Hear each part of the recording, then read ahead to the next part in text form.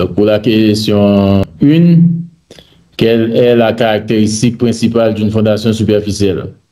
Elle est située à faible profondeur par rapport à sa largeur. Donc, il y a 100%. Tout le monde a répondu à cette question. C'est correct. Dans un modèle rigide plastique, que se passe-t-il avant d'atteindre la rupture? Quelle est la bonne réponse ici? Deux réponses. Le sol reste rigide sans déformation significative. Le sol se plastifie progressivement. Les 33% n'ont pas raison.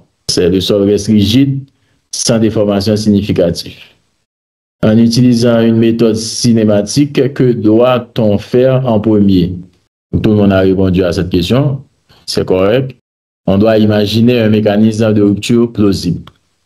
Parmi les éléments suivants, lequel n'apparaît pas dans la formule canonique du pouvoir portant d'une semelle filante?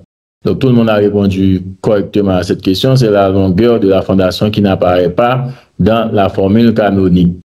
Ensuite, les facteurs de portance NC, NQ et N gamma dépendent de la profondeur d'encastrement DF, la largeur de la fondation B, l'angle de frottement interne phi, la cohésion. OK, tout le monde a bien répondu à cette question également. C'est l'angle de frottement interne du sol. Que représentent les coins de Rankine dans l'étude d'une fondation superficielle?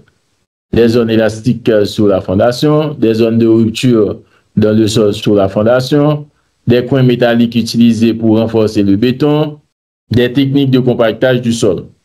Tout le monde a répondu également, c'est 100% des zones de rupture dans le sol sur la fondation.